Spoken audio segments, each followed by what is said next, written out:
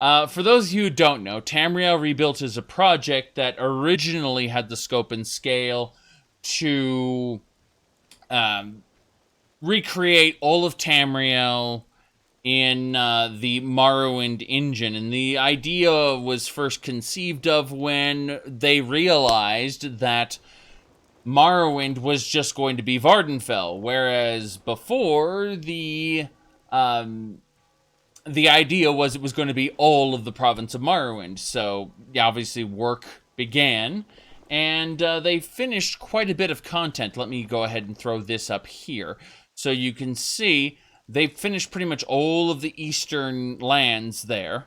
And they're beginning on kind of the southeastern and even southern areas. There's most of the terrain all across the entirety of the Morrowind province is complete. It's just the cities and individual locations that are being worked on.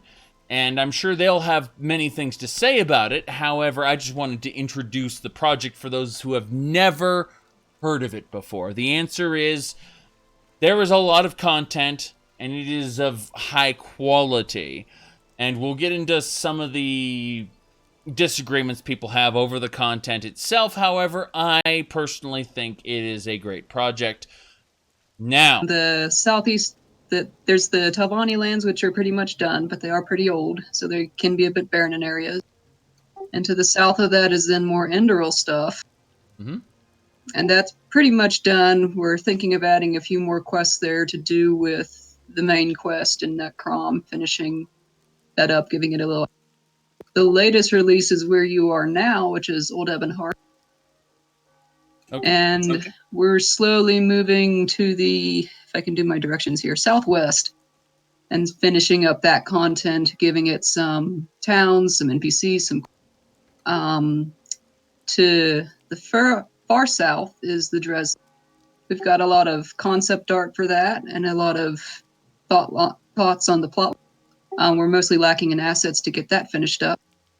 So depending on when those get in, we'll be then heading back north up to the Redern areas to finish those, which is to the west of Vardenfell, kind of near Solstheim and all those areas. Makes perfect sense. I really like the polish in Old Ebonheart. I've been in Old Ebonheart both before and after the recent updates, and I rather enjoyed the content here. I always think more quests is better, especially when you have these gigantic tracts of land. And, the original assessment is obviously you explore and you go through dungeons, and, that's a lot of fun, but a more guided experience is going to get a lot more players on board, which is always how I've always felt anyway. But as far as that particular timeline goes, I mean, considering the mod has more content than Oblivion as far as quests go right now? I've been told that. I'm not quite sure the exact count. Okay, because it's a couple more actually. I see. Given only numbers, of course, the Oblivion quests have a lot more going for them, like complexity and voice acting. Of course, we can't measure up in voice acting, but the sheer number we have some. I was going to say that, Oblivion and Skyrim both go for what's called cinematic storytelling, where you'll have these experiences where the NPCs will actually act in real time, whereas Morrowind goes for more of a storybook approach, where you will be given a set of directions and particular objectives, and then you'll go and start to do them, and things will happen as you go, obviously.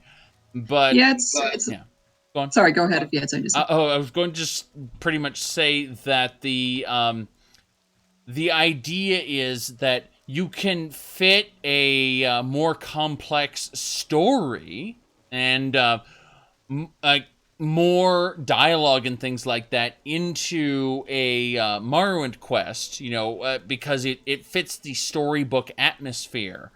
Whereas with an Oblivion quest, like the candle is burning, and you only have so much time, that you have to get the thing done because it's happening in real time.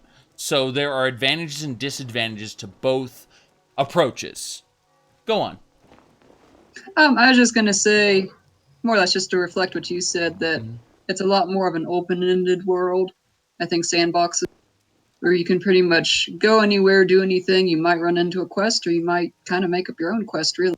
Whereas Skyrim and Oblivion are a little more guided. Also, ESO is more guided. The quests, I find, are a little less open-ended in terms of what you can do. But to go along with that, then they are a lot more cinematic. The branches in the storyline are much more detailed in some way. Yeah. No. What's actually also more interesting in Morrowind is that the faction quest lines in particular overlap and interact with each other in some way, at least sometimes. For example, the Fighters and Thieves Guild in Vardenfell, whereas in Oblivion you pretty much have everything isolated. That does make it a lot more epic and interesting, but the sheer interaction isn't there, and we are hoping to add more of this interaction to mainland as well. Yeah, Okay. and in Morrowind, a lot of role-playing games these days, in the dialogue, they'll have a lot of choices about things you can say to the other players and how you can interact with them. And Morrowind historically has been kind of light on that. It's been like you can say yes or you can say no. You can kill the person or you can do whatever the quest line wants. And we're trying to expand that a little bit while also staying within Morrowind's convention. Because part of our goal is to make it feel like you're still in Morrowind, the base game, even while we have fairly high quality standards. Yeah, I was going to say that to clarify what he said before, in Morrowind's base game, the Fighters Guild actually has two main quest lines. If you go to Vivec, and most players will go to Vivec because Vivec itself is, basically the capital for most people's experiences.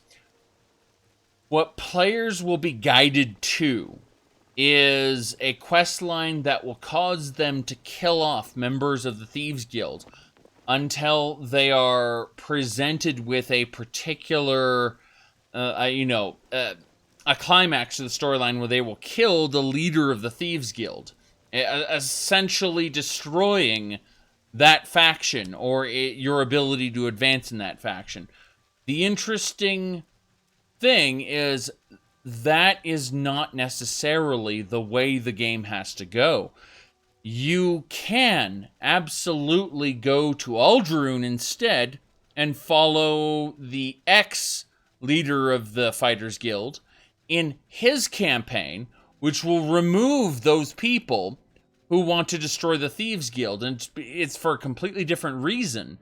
But you will have a completely different experience, yet you will end up as the master of the guild either way. And that's an important distinction to understand, that for people who have never really delved into Morrowind before, is that one side of the Thieves Guild could cause you to completely, one side of the Fighters Guild could cause you to completely destroy the Thieves Guild, and another side may not, but then you'll end up instead targeting another part of your own guild. There are differences and branches to certain interactions, and what he's saying is basically they don't have that kind of complexity in TR yet, but they're looking at bringing that concept in. Is that what you mean? Yeah, pretty much.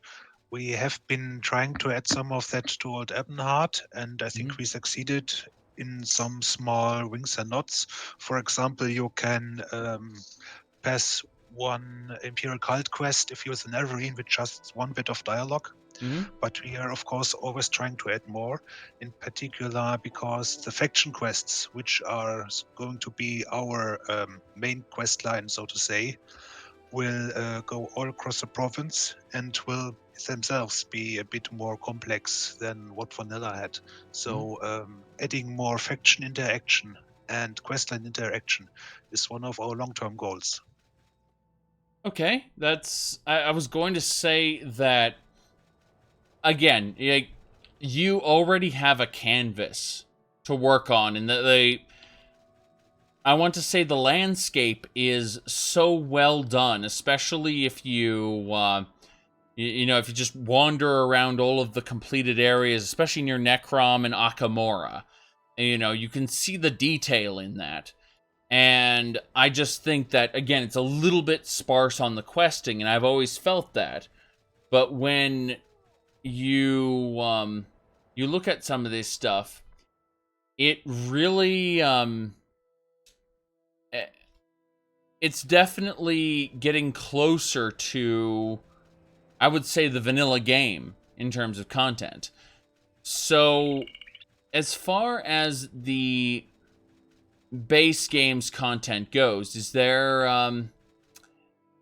I heard in the past you were looking at changing small bits of the base game's content to align with this. Has that plan at all changed, or do you plan on just focusing on the mainland purely? As far as I know, there's still some plans to change little parts of the base game, mostly like with the Hortator quest, the part where you go and talk to all the council members. We would start adding in council members from the mainland as well. Okay. Go ahead. I was gonna say like Indoril and things like that. There's still disagreements on whether to include Indoril and Dres and how to. But like with the Telvanni, there's several more counselors present in the Tamriel Rebuilt lands that we could include in the Hortator quests. And the plan is also for Redoran and Follow to have counselors also on the mainland that could possibly be a part of those quests. Okay, that makes a lot of sense. I was going to also ask something because this is something that I've experienced in this particular playthrough on this particular character a few times. And that is, there are NPCs that will occasionally, for example, you will say to them during the vanilla game, you will say to them, I should kill you right now, and they will say, hey, hold on a second. I'll just go to the mainland and you'll never see me again. Are there any plans to tie into those and have those NPCs appear somewhere in the mainland, the ones who have departed Vardenfell as a part of the game's quests? Yes. I'm blanking at the moment on which NPCs those are, but yes. I believe KS... What? Vodunius Nucius, I don't quite remember, the person in Sedanin. We do have a detailed travel plan for him on the mainland. We have discussed a bit about the so-called witch that is in Margan and flees to the mainland potentially. And I think we have discussed adding Caius Corsades to Narcissus, or maybe even the Imperial City when province Cyrodiil is that far ahead. These are the ones I can think of at the moment, at least. So there are plans to do that, and as a result, the mainland could act as kind of an extension to the base game, where you would experience a certain bit of content in the base game, and then you would be able to see that reaction on the mainland. Yeah. I was going to ask is there any plans as far as like completing the main quest goes? Do you think that the world will change at all from that, or will things relatively remain the same? We do have a quest line planned to do with the Nerevarine in Necrom and tying up some of the loose ends to do with the temple. Okay. I'm not as sure about the faction quests. I know some of them will be referencing stuff going on Vardenfell. Okay. Makes a lot of sense to me. Yep, like one of the issues as far as Hlalu goes, is you've got this Imperial on Vardenfell who's acting as the head of the house, and we're debating on whether he is actually the head of this entire Dunmer house all across the mainland, or whether there's other counselors involved, if he's kind of a bit of a puppet, or just has delusions of grandeur. We're all kind of debating those. That makes a lot of sense. I know, for example, we have the leader of the Mages Guild on Vardenfell, and it's made very clear that the leader of the Mages Guild is not the leader of the Mages Guild on Morrowind, but rather of the Vardenfell district. And so I did notice that division where you could obviously include someone for the mainland, say for the Telvannis district or something like that, or even the whole mainland if you wanted to. Like, there's plenty of open room to make your own interpretation on that. Yeah, this is pretty interesting because he does actually mention an archmage in Almalexia during the quest where you find the disappearance of the Dwemer. And this is a bit of a conundrum for us because we don't quite know from this how we should organize the Mages Guild. The Lalo in particular are probably going to be a bit less divided. The Telvanni probably a bit more, and the Redoran are mostly having their leaders currently on Vardenfell due to the current leader of the faction being massively involved in the defense against the Blight. Okay.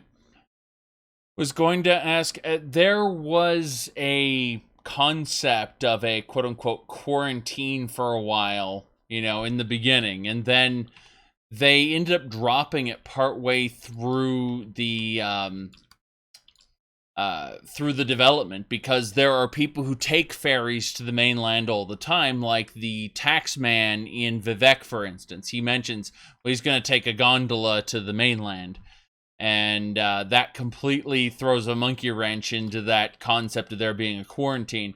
Is there any, because you talked about combating the Blight, is there any kind of callbacks to that, or is that just going to be a dropped plot thread? Yeah, well, that is pretty a bit of a more complex issue. There are obviously, as you said, dialogue options that tell us there is a quarantine, but they are actually a lot less than people thought, and even than TR developers thought. It seems that the quarantine was pretty much invented for a tribunal to explain why you couldn't just walk to the mainland and through the gates. Instead, had to teleport in through the backside, basically. Okay. We did have internally the quarantine as an excuse to have divided mainland and Vardenfell factions. That has changed already since I think 2 years ago now. Okay, so And we did write an entire book about this.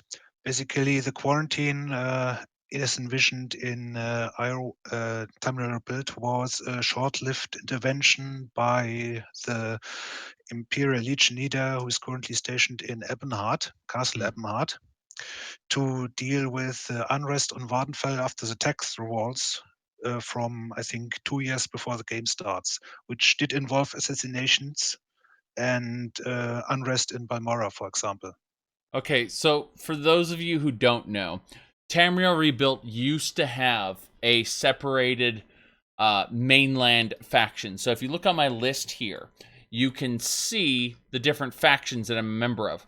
Now, if I went and joined the Mages Guild in the mainland, you would actually see a second Mages Guild that would say Mainland Mages Guild, and it would have its own faction and everything. But since then, they've integrated the two, and now it's just one Mages Guild or one Fighters Guild. That's what he was talking about. Because I realize not everyone's been following the project for very long. If they downloaded it today, they would not see separate factions. So that's an important distinction. What was the main decider for that, anyway? I want to say just OCD, but I I think it's a lot cleaner, personally. I was just wondering if you had any particular, any other reasons you would want it to be separate or integrated, for instance. It was a little easier when they were separated, just because in terms of balancing how quickly you go through the ranks, or transferring rank, that was a mechanic for some of the factions. And just to kind of cut away all those and make it a lot simpler. Another big portion, I think, of doing the merge was just storyline purposes. Like, again, with the Hlalu, if there's a mainland Hlalu and a Vardenfell Hlalu, well, who's the actual leader of that entire Hlalu group, and why do they not talk to each other, and all those kinds of questions. That is a very good question as to why you would place all of your most valuable people in on an island with an active volcano and a bunch of angry monsters. Yeah. I do notice that you have we have a capital called Mournhold, where the king and also de facto Hlalu interests are served over there. And it's very interesting how there's that division, and yet because they wanted to centralize the game Morrowind and make you important in all these factions, the question is definitely weighing there as to why this would be the center of the universe, as it were.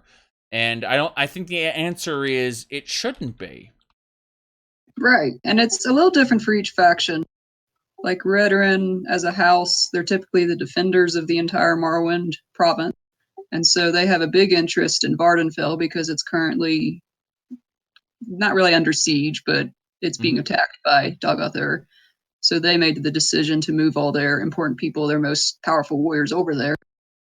And then you've got Telvanni, who kind of don't care about anything. And so in Tamriel Rebuilt's lore, the actual head of the house is missing in action. He probably got himself lost in a pocket dimension. We're not entirely sure, but in the meantime, there's another counselor on Vardenfell who's kind of trying to take over the house while he's gone. So that's our explanation for that house. And I'm blanking right now on what we're doing with Hlalu. Telvanni is definitely a council, and each magister who is a counselor is kind of like his own city-state almost, his own tower, his own nation, because let's be honest, you disagree with how House Telvanni does its stuff, you just kill the person who's giving you the orders, and all of a sudden, well, according to the laws of House Telvanni, the dispute has been resolved. You, as the one who is still alive, is considered the correct one. Yeah, exactly. I do like the concept of Telvanni's lore. I'm not a huge fan of very much in ESO. It's back and forth, and we'll talk about the division of lore later. But there is a quest in ESO which is called Hireling of House Telvanni, where you do help an Argonian slave rise through the ranks of House Telvanni. And it's one of the only quests, I think, in the entire game that is written well, beginning to end. And I wish that more logic like that were applied to this game, applied to both ESO and Morrowind in general. The idea that you take a house's politics and run with it, because everything seems very generic in Morrowind. It's obviously the main focus of a Bethesda game in general is exploring the world, but that kind of experience, taking what you learned about the politics and applying it, is definitely very compelling. And I want to say that there's a lot of potential in Redoran, because Redoran is, we are strong warriors, go and kill these things for the honor of our, that makes sense. But Telvanni is a bit more complicated. And Hlalu, you guys mentioned that there's still debates on that. They aren't that well defined, are they? No, and because they've got a piece of them, the Kamuna Tong used to all be Hlalu, and they hate the Outlanders. They hate the Empire. And then you've got the other part of House Lalu that seems to be the surface and the main part of them that loves the Empire. And so it's a question of, is there conspiracies going on here that these two parts are actually kind of allied in some way that we don't know about? Or is there just this great big house war, house split going? Okay. Now, as far as the base content, compared to the great houses, I know that in Vardenfell, the base Morrowind game, we have Telvanni, Halalu, and Redoran as the three main houses, and then they all serve obviously under the living god Vivek, who kind of presides over Vardenfell. But on the mainland, they have kind of more leeway to do whatever they want to do. We have the Telvannis district, which is older, a little more barren, and we have the Indoril lands, I believe, which are a little more developed. And then, of course, we have Old Ebonheart, which is the most recent piece of thing being worked on. However, I guess this is a good area or a good time to segue into what you guys want to do as far as the other houses go, the ones that are not featured in the quote-unquote big three on Vardenfell. What do you guys want to bring to the mainland that isn't present in the base game as a kind of selling point to folks who, quite frankly, have never heard of Tamriel Rebuilt before? Like, what new things can we see as far as the houses go? So the other two great houses of Morrowind are Indoril and Dres. Indoril is defined in the base lore as being the ones that are most behind the temple, most religious. And then you've got the Dres, who are the slave owners and the farmers down in the south. And that's about as far as the base game lore goes. We've had a lot of debate over the years about how to characterize these houses, how to make Indoril not just a copycat of the temple, because that's kind of meh. And also with the Dres, all of the factions in Morrowind, the Telvanni, for example, in some ways are very evil.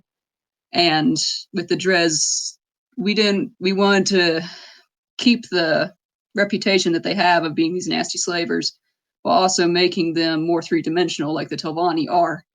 Because the Telvanni are also known for being nasty slavers, and yet they're a lot of fun too. There's a lot of good things too about the house. Okay. And so with the Dres, the idea is to lean a little more heavily on their Ashlander roots, and how they've got a spirituality, they've got shamanism, they've got wise women leading them, all that. And with the Indoril, we eventually settled on a kind of magisterial bent to them, where they consider themselves the rulers of all of Morrowind, even though they're not quite.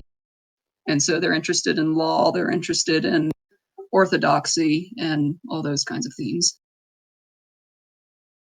Okay. I definitely see the appeal. I do know that what I've read about the Indoril, at least, they kind of have this gotta be perfect streak to them, where they strive to be the absolute best because they need to show everyone they're the absolute best because they believe they're the absolute best. Yeah, that's a pretty good take on it. Yeah, I felt a very, very strong kind of Altmer parallel to the Indoril, but, with obviously tribunal religious overtones kind of grafted on. That's how I originally saw how they were depicted.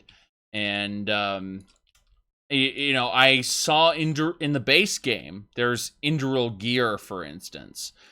And there is, of course, the Indoril guards that are in the... help me out here. What was the big meteor floating over Vivek called? Ministry of Truth. Ministry of Truth. Thank you very much. That is exactly what I was looking for. And yes, I was going to say that is kind of what I I had gathered from looking at them and reading all the lore. And yeah, as far as Indoril goes, I absolutely craved more content out of them. That was kind of the idea of, as someone who likes to play someone in the temple very often, that is, Indoril is absolutely something I've been interested in. But Dres, on the other hand, there's much less lore about them other than nasty slavers. Oh god, here's where the Argonians come from. If you're playing an Argonian or a Khajiit, be afraid. Otherwise, at least that's the idea that I saw originally. Is there any other tidbits that you plan to do? I know you guys are talking about the Dres lands as the next big thing after what you're working on right now, which is the area kind of near Old Ebonheart. But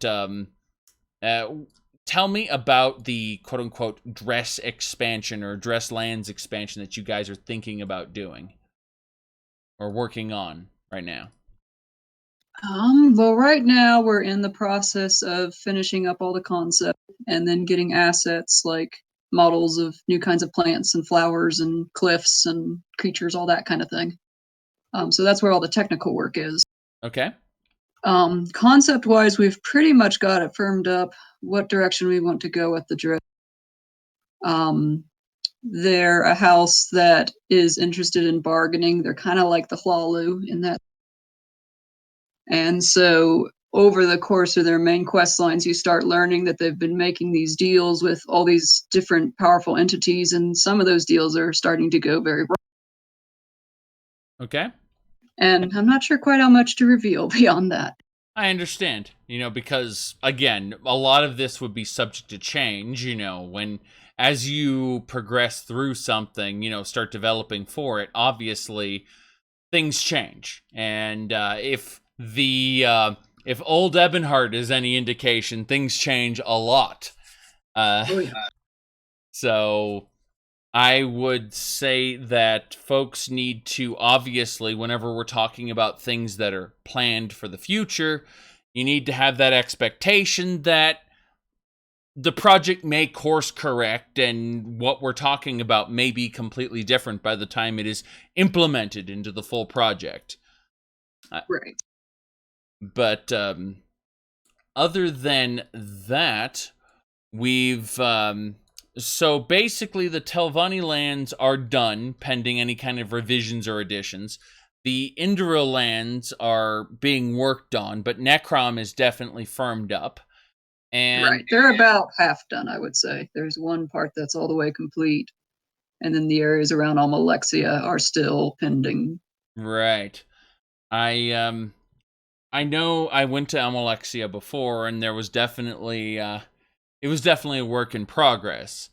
But Almalexia, it's got a reputation for being an unholy can of worms whenever we talk about how to fix it, how to finish it.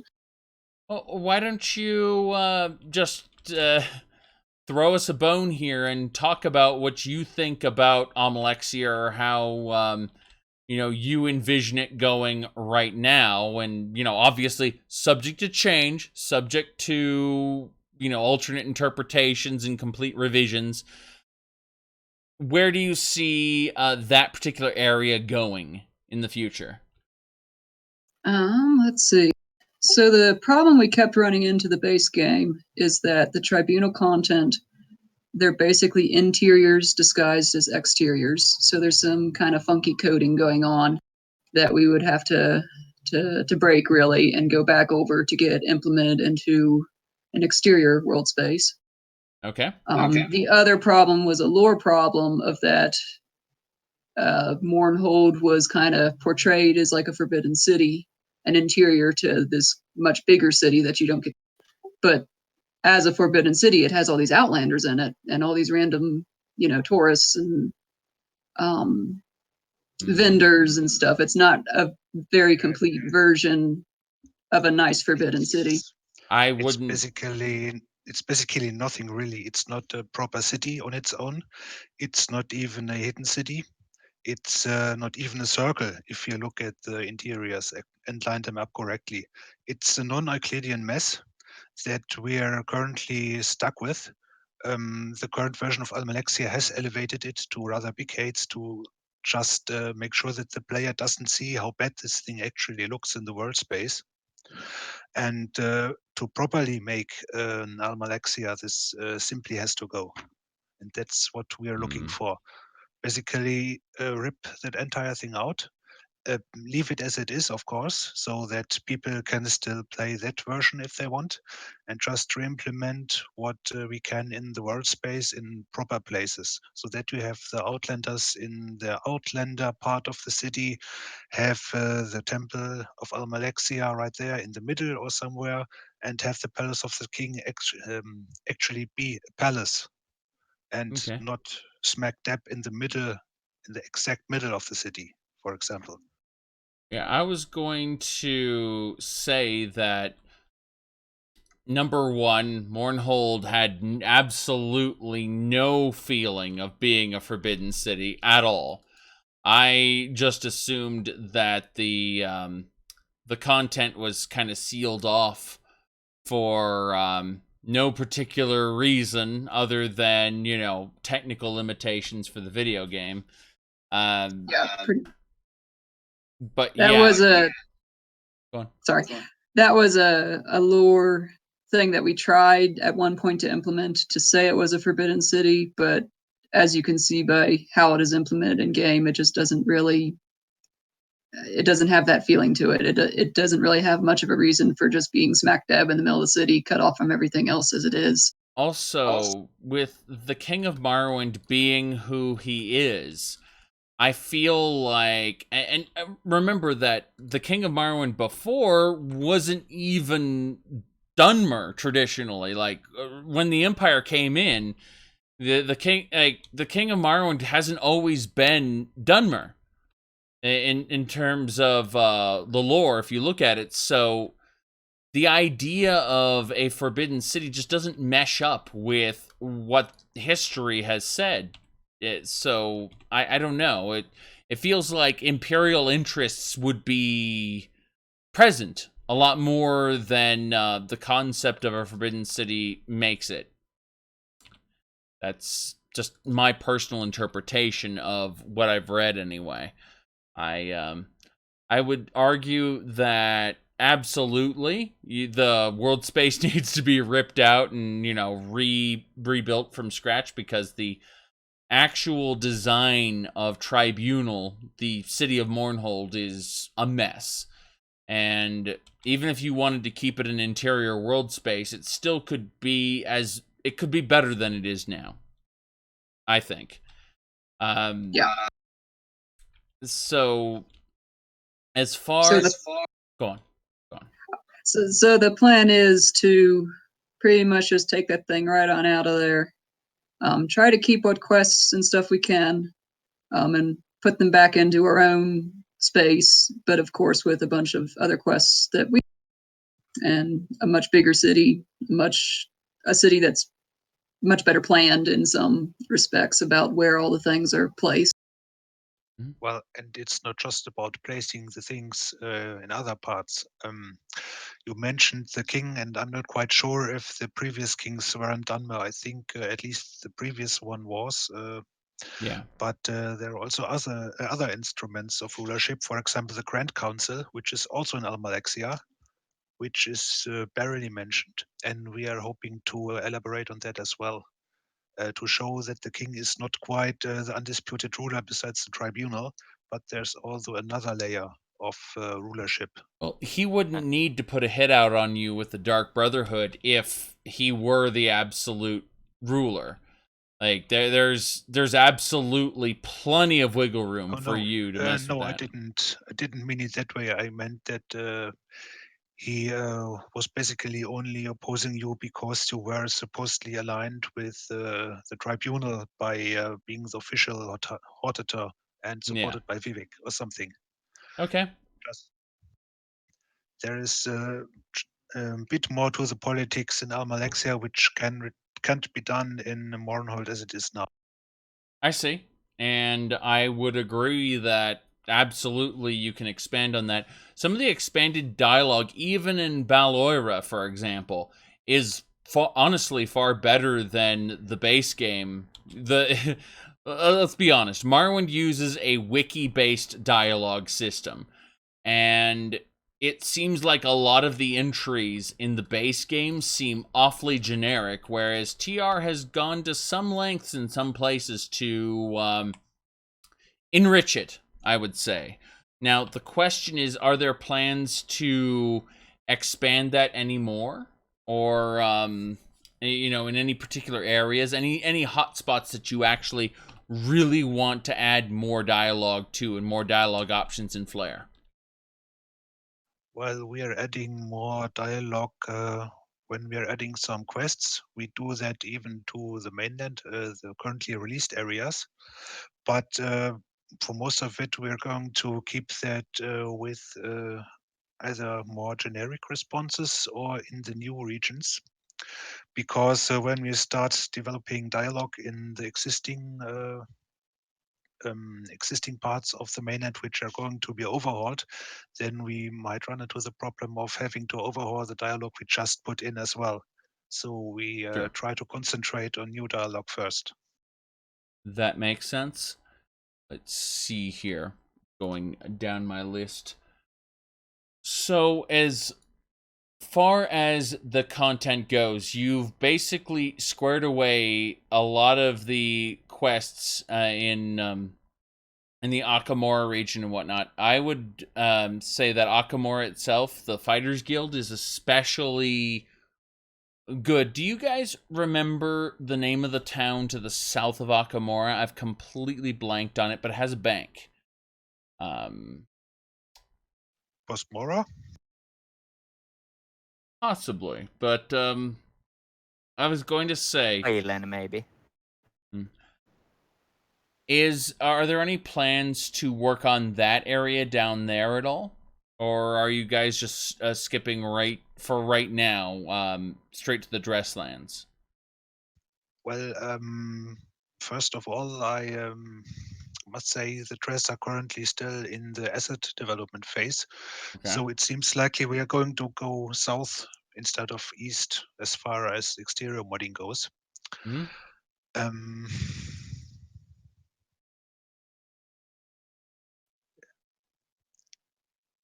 and the other thing is you can just overhaul Almalexia because Almalexia is currently, I think, at 30 something cells. And if you want to overhaul the city, you need to overhaul the surrounding landscape as well. Basically, figure out what Almalexia, the impact of Almalexia is in the entire valley it's in, or if this is going to be a valley in the end. So we are not going south from the mainland first. We are going south from southwest from Old Ebenhard. Okay. Have you guys you haven't developed any quests or anything around the Almalexia area, right? Nothing that would be impacted other than the landscape itself, right? Not a whole Not lot, yet. just some basic ideas. Nothing really Okay. fleshed out. All right. Well, that basically covers my checklist of things to go over. For those of you who aren't aware, there is a lot of content to play through, especially whether you have whether you're just starting a new playthrough and you want to hop on over to the mainland, or even a later game playthrough. Another way I've had a lot of fun playing Tamriel Rebuilt is through Test 3 MP, which is the Morrowind multiplayer. I haven't actually encountered any major issues with it other than the banking system not working, but that's because, client server issues. My point more than anything is that Tamriel Rebuilt seems to have a lot of complete portions that are very enjoyable. I do have a couple questions, but before I ask them, I figured I'd give you guys a chance. Is there anything you guys want to talk about specifically regarding the project, things that we haven't covered here that you kind of thought, people should know about, or that you just want to express.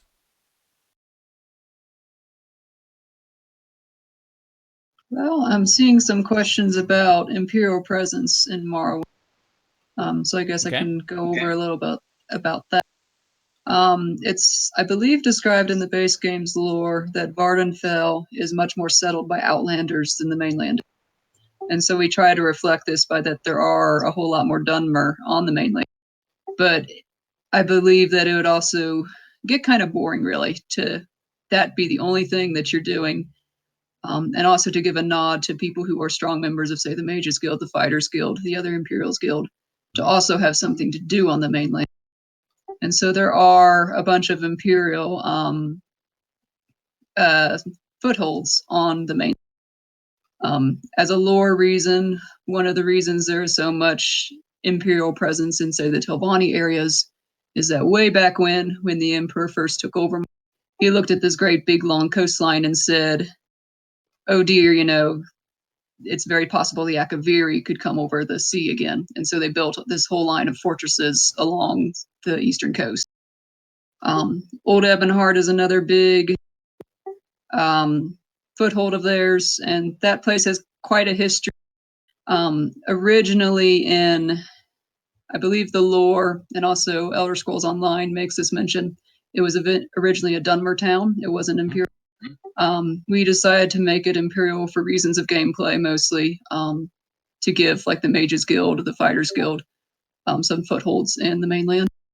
And so, to explain that, when the armistice was signed, which is when the Empire and Morrowind made a treaty for Morrowind to become a part of the Empire, a lot of the Indoril who had been living there, and some of the other Dunmer houses who had been living in Ebonheart, really didn't like that, and so they killed themselves off. They tried to burn down the city. They more or less succeeded.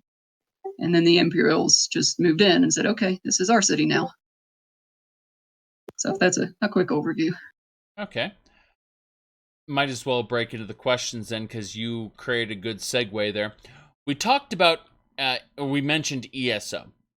And this is the big, ooh boy, because there is a huge contingent of newer players, ones who've never played Morrowind before, or ones who have invested themselves deeply in Elder Scrolls Online and its lore. I played through all of Elder Scrolls Online myself, and I guess their concerns are that Tamriel Rebuilt is not strictly following ESO, but rather it is following its own interpretation based on Morrowind. That is the base game of Elder Scrolls 3, and how Elder Scrolls 3 and the Pocket Guide to the Empires 1 and 2 originally interpreted Morrowind to be. And so this, I personally look at Tamriel Rebuilt as a more authentic version of Morrowind than ESO, from the lens of Morrowind, Elder Scrolls 3, the game. And other people in the community, especially the Test lore and the Elder Scrolls subreddit, things like that, they disagree. I disagree with those people a lot, to the point where I'm kind of infamous. But I want to hear the project's official position on this, and I'm not for my sake necessarily, but for the sake of people hearing and having these concerns themselves. Right. So we're more or less in agreement with that view. I think one of the biggest things to realize about Elder Scrolls lore in general is that every single game makes retcons. Every single one. Mm-hmm. Oblivion made retcons to Morrowind. Morrowind made retcons to Daggerfall. ESO has retconned them all at some point. Mm-hmm. And so you're really more in a position of picking and choosing which interpretation of the lore you like the best. And for us, because we're modding for Morrowind the game, it makes sense to stick with Morrowind's interpretation. Okay. I had Well, something else to say there, but I'm blanking. Adrianus, did you have something you wanted to say? yeah, actually, well, you basically summed our position up pretty much, Mm-hmm. Okay. but I would like to elaborate a bit on it. Basically, we wrote down our take on everything on our website and about our law page, Mm-hmm. um, where we clarified that we are pretty much our own thing now. We are much older than Oblivion, older than Skyrim, and older than ESO. We simply cannot change the project every time another game creates retcons and changes everything. For example, in ESO, you would have to contend with a mass extinction event somewhere between the second and third era that was never mentioned in Morrowind anywhere. You would have to deal with very different history of the cities, Balmora especially.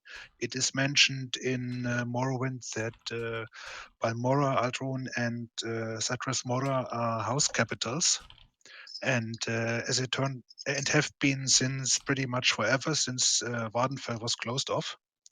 And then in ESO turns out that is actually not the case.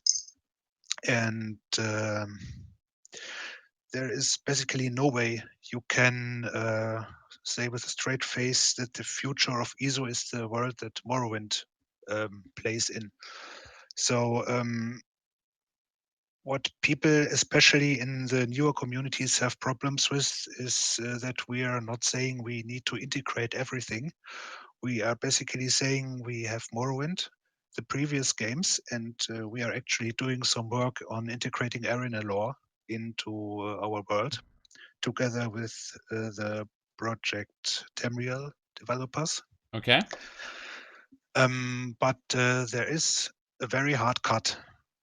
Basically, everything after Morrowind and especially after the third pocket guide to the Empire needs to justify itself to be included. We are not taking them by default and trying to work around all the inconsistencies. We're saying that Morrowind and Pocket Guide 1 and 3, Dreadguard and Battlespire are the world we want to depict, and we're running with it. Running Okay. with it, and everything else needs to justify why it should be there. Right. And And that, that is a very big divide. Sorry. oh, that's okay. Um, I was just going to say about justifying that why it is there. We do have some pieces from ESO lore that we have kind of cherry picked and put into the mod. So we're not entirely against stuff from ESO Can you coming back. promise me? Can you absolutely promise me 150% that changes to Vanis Galerian will not be included? Well, he's dead. He's been dead for a while. Problem Yeah. solved. Problem There you solved. go. Yay. No, I have a big problem with ESO's interpretation of Vanis Galerian, and Oh yeah, there I'm are absolutely. many little side quests, bits and pieces here and there that I really enjoy about ESO. But the main quest of ESO is a dumpster fire, and Vanis Galerian, the great Psijic mage who founded the Mages Guild, is a flaming narcissist, and it's very, very unenjoyable for me to hear him talk. He's not. He's not only a flaming narcissist. He stole the schools of magic from Shad Astular in Morrowind. He basically made a giant conspiracy theory to explain why white and black souls exist. Huh? It is basically just one long string of character assassination, what Iso does with him. And I Yeah. think that has a bit to do with the anti-intellectual streak that Iso has, like many modern games do. Well, tell me about that. No, I want to hear like that. That sounds like a good and valid point, and I realize it is diverging from Tamriel Rebuilt. So keep in mind, everybody, that this is just fluff on the side. But tell me about this anti-intellectual streak as far as ESO goes. I'm interested. Well, basically, when you have an expert, you're either having one who is often wrong, and you have um, somebody else in a much worse position who is trying to show them up. I cannot quite name anyone at the moment, unfortunately. Mm-hmm. But who I do remember very distinctly is that Breton scholar with her manservant, Okay. who over time started out as someone who is supposed to be an expert and basically relies on her manservant getting in every pickle and adventurer bailing them out. And over time, that got much worse. She is basically now, I'm the best, I'm the expert, now come and do my things. And yeah, these other two I was thinking of, two very important scholars, uh, and with many written books, often disagreeing with each other, and you end up finding them spitting in each other's face in the Imperial sewers, for example. These are Yeah. just the three on the top of my head I can think of. I was going to say that someone mentioned the Nordic pantheon just now in chat, and God was, Skyrim the game, destructive to some of the existing content. Same in the way Oblivion was, and I think that Project Tamriel, specifically with Skyrim, Home of the Nords, and Province Cyrodiil, they've got their work cut out for them as far as people criticizing any potential changes they want to make. It's going to be a thing to behold. I've seen the content they've produced thus far, and their concept art and maps and things do not reflect the Oblivion and Skyrim, if you know what I mean.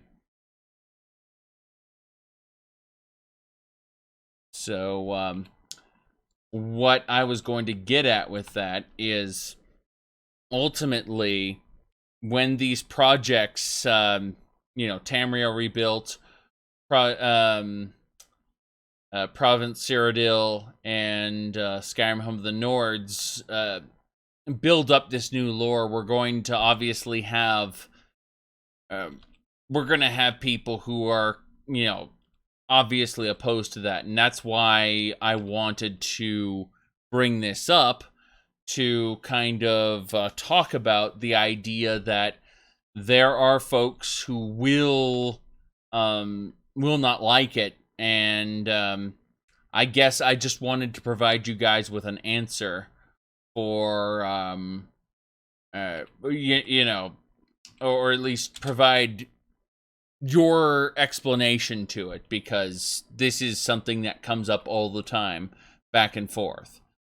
So, is there anything else you want to add on the topic as far as the lore differences? I think Atrion has actually talked about the thing that I was going to say, and that's the piece about that we've been around for 15 plus years. The whole Tamriel Rebuilt idea started even before Morrowind was released, the game. Mm-hmm. And so to redo all that work every time another newer game comes in and changes this lore, retcons that, or cuts out that bit, it's just not feasible for us on our end. Yeah. I would like to add something, and that is, I do know some people in the lore community have attacked Tamriel Rebuilt rather vocally, and what causes me to scratch my head and question their words is if they follow the concept of, coda and such, where everyone's interpretation is valid, how can they then go and denounce Tamriel Rebuilt for being not faithful to the lore? It seems like there is some really grade A hypocrisy there, and being a hypocrite myself, I can spot it. So, I don't expect you guys to respond to that. I just wanted to throw that out there for anyone who's listening. I don't want to put you guys in a bad position or anything. I'm just saying that, if you're going to declare that everything is canon or everyone's ideas are valid, then turning around and denouncing someone else's interpretation as not being valid, you might not want to do that. I think there's a precedent just in terms of all made-up universes, Mm-hmm. that the stuff that comes from the official game developers and the latest in that line is then the most canon. Yeah. Because we've seen this in other worlds, like Star Wars is going through this right now, and Okay.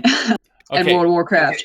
Star Wars, Star Trek, and Warcraft together have allowed me to let go of caring about the official works anymore. Like, I no longer attach myself to the concept of canon. I understand it, and I respect the fact it exists, but I no longer care what is canon in Star Wars. I no longer care what is canon in Star Trek, and I no longer care what is canon in Warcraft. And it is the three of them acting in Congress that has allowed me to reach this point. Yeah. And it's I think it's probably a problem for any game that runs for a very long time. You get new writers in, the old writers retire or even die in some cases. And then you've just got this huge mass of just lore and tidbits and tiny little things that affect huge things. And at some point, you either got to go, okay, I got to retcon some of these pieces to make new storylines fit, or I just have to blow up the entire universe and start over. Yep. And some places have done that. I think Warhammer's done that at least once, maybe twice. Goodness knows, Star Trek tried to have its cake and eat it too at the movies. Yeah. So, yeah, I've seen that for sure. Let's see here. I was gonna say that, yeah, someone was mentioning, what's it called? Tamriel Rebuilt and, Project Cyrodiil. That's, yeah, okay. Well, either way, moving on, I was going to just touch on, obviously, we talked about the lore and how it's different. We talked about what you guys are planning. We talked about what is in the game right now, which is all boatload of content. There is a ton. Why don't you guys tell me how about that Tamriel data plugin and how you guys are working with Project Tamriel, how that whole how your partnership is working, because they are like a lot of people don't even know what Tamriel Rebuilt is, let alone Project Tamriel and the whole combined effort. So, would anyone like to touch on that? Okay.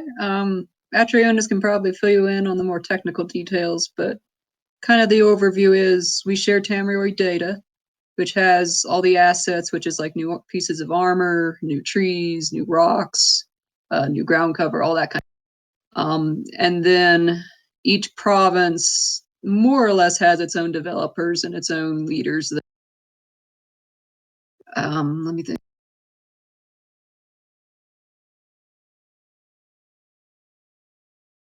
That's Okay, all that's I coming look to mind into right it. now. Go ahead. Right. So basically, the first thing that should be noted is that Tamriel data is in itself not a Tamriel Rebuilt project. It's actually headed by Project Tamriel developers. We are just the first adopters. And it was originally started as a project to tie Province Cyrodiil and Skyrim Home of the Nords closer together. They each had their own BSA file and their own data ESM before. And Tamriel Rebuilt kinda hopped on afterwards.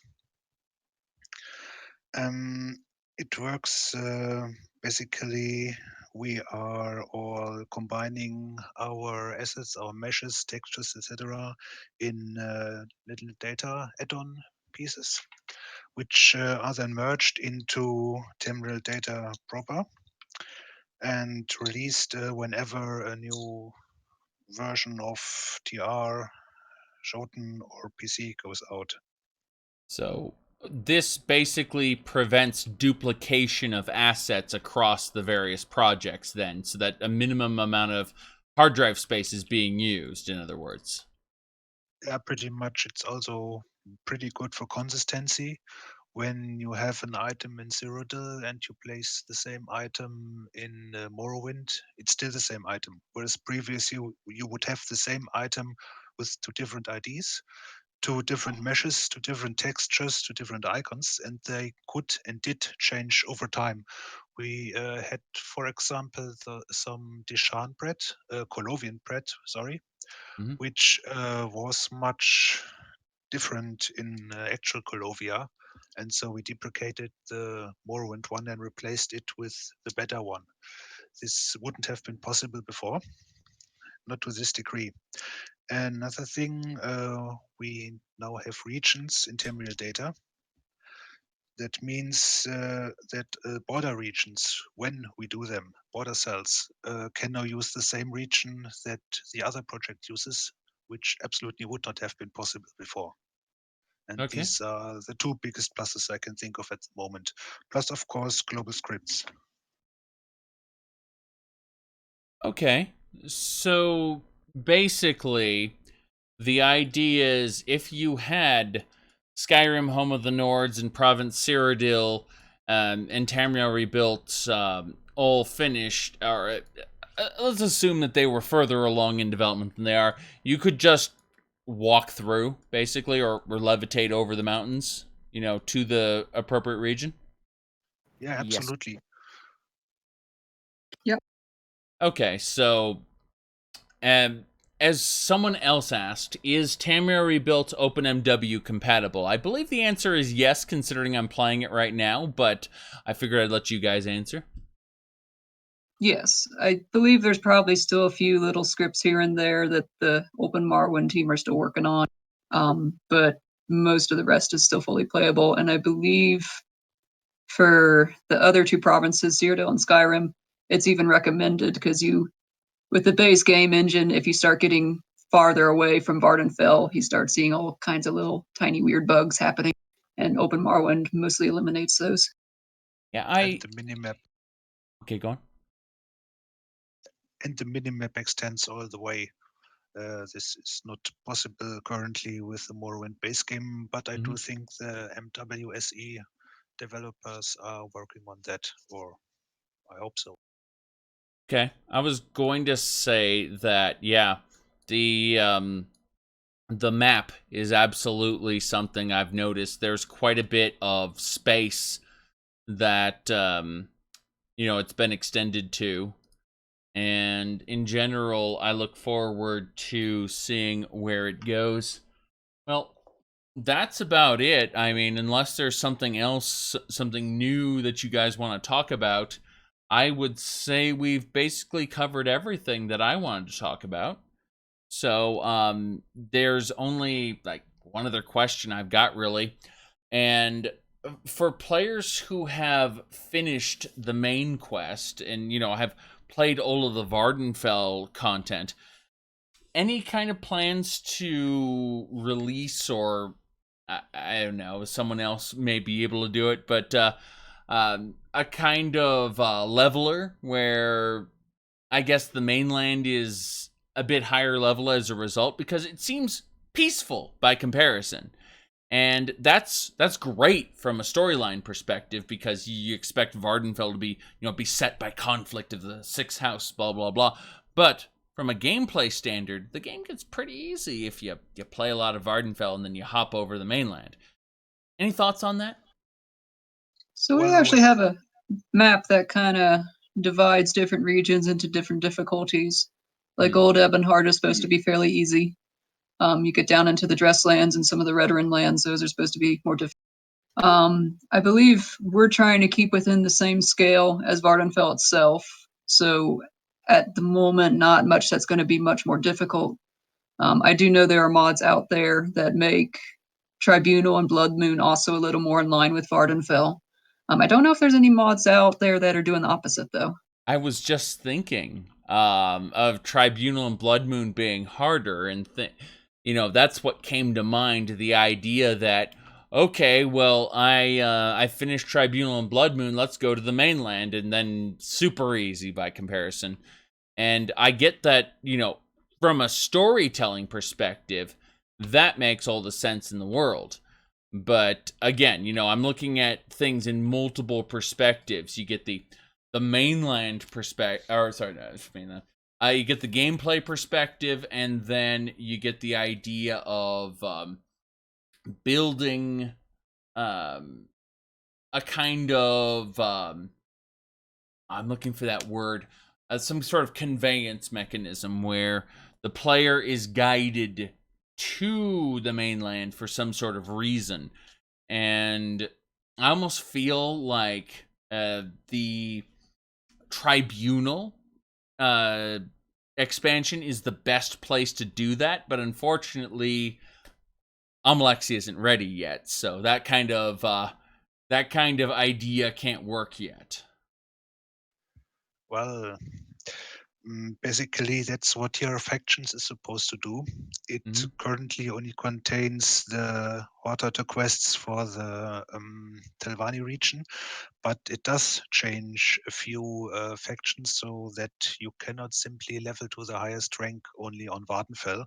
So you are kind of forced to go on the mainland, and eventually tier factions will be the plugin that contains the faction questline changes on Vardenfell, so that there's a more integrated version of the factions, so that you will naturally go to the mainland over time.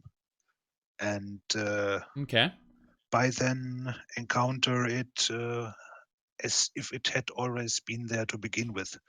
And as far as general difficulty changes go, I could only recommend mods, 3 balance mods: Tribunal Rebalance, Blood Moon Rebalance, and Beware the Sixth House. They basically change things so that the linear progression with Tribunal and Soul's Time is no longer there, and it feels more like it would fit into the province actually, and not just in the game flow. Okay, that makes a lot of sense. I personally use a plugin called the Hostels, which I enjoy just because it adds a bit more combat to Vardenfell. Unfortunately, I have noticed that the TR plugin is no longer functioning, at least properly. I think it was made for an older version. I've noticed that with a lot of optional mods. They depend on the old quote-unquote Sacred East release as opposed to the current one. Oh Right, boy. and we do have a. Sorry, go ahead. Yeah, that's another giant can of worms. Basically, you have several problems with these optional plugins that are all outdated. We changed from our old asset ESM TR data to Tamriel data back in 2016, and we did add a file patcher for these old plugins so that they would work with the Tamriel data of today, but it doesn't quite work with all of them, of course. For example, Morrowind Comes Alive is even then completely outdated. And unfortunately, it is both dead, and the developer didn't give permission for anyone else to change the patches. Right. For another one, Better Ropes, which already broke in 2015 and has been broken since then, I could and did add a patch myself. But for most of these, it's simply not possible due to permissions. Right. Okay, well, that's about it. So, in other words, expect, for certain things, expect progress in the future. Otherwise, it's up to the authors. Okay, well, that's about it. I really don't have anything else to touch on. I think that we should do another conversation at some point when the traveling gnome is the gnome at home. But unless there's something else you guys want to touch on, I think we pretty much covered all the bases for reminding people about Tamriel Rebuilt. Why don't you guys tell us, for people who want to get involved in the project, people who want to help or just learn more about it, where should they go? What should they do? We got a Discord and we've got a website. Both are good places to get started. Okay. Let's go ahead and include the website in the chat here. And the Discord server, is there, I was going to say, is there an easy way from the website to get to the Discord? Let me check real quick. Yep, it's in the footer. In the footer. Okay, so if you scroll all the way down to the bottom of the Tamriel Rebuilt website, there is a Discord link. And I've gone ahead and pasted it in chat. Go on. Or you can check out the top menu. It's under community, but then you need to wait for the scroll animation to finish, which I found out is not quite where people are looking. So it's there and in the footer, and the footer is probably more visible for most. Okay. Well then. And to add to that, basically, if anybody wants to get involved with Tamriel Rebuilt, we often have people asking, what can I do? I don't have experience with the construction set. I can't do meshes. I can't do textures. We are also looking for people to just give feedback, to beta test things which are in development. We are always looking for testers, or for people who want to help us work on tutorials or fact finding or things like that. Yeah, and I'd like to add that right now is probably the best time to get involved, because we are desperate for like playtesters, because the next release is due in a couple of months, and there are like a huge ton of new quests that we are making, and we need people to play them and try to break them and just give feedback. So you don't need any expertise, you just need to know how to play Morrowind and you're good to go. All right, so you heard that, people. You should playtest Tamriel Rebuilt. You should go onto their website. You should see what you can do about joining the project. Pop into their Discord. Ask, how can I be a playtester? You know, what do I go test? Things of that nature. That's about it. So, anything else? I can't think of anything. That's it on my end. Besides, thank you for hosting us. Absolutely. Well, I will turn this into a YouTube video. People can watch this at their leisure. And that's about it. We'll absolutely have to schedule another talk when the gnome's around, because I'd like to hear what he has to say. But for now, that's about it. So why don't you say goodbye, everybody? Goodbye, everybody. Yeah, bye. Information about the project will be in the video description when this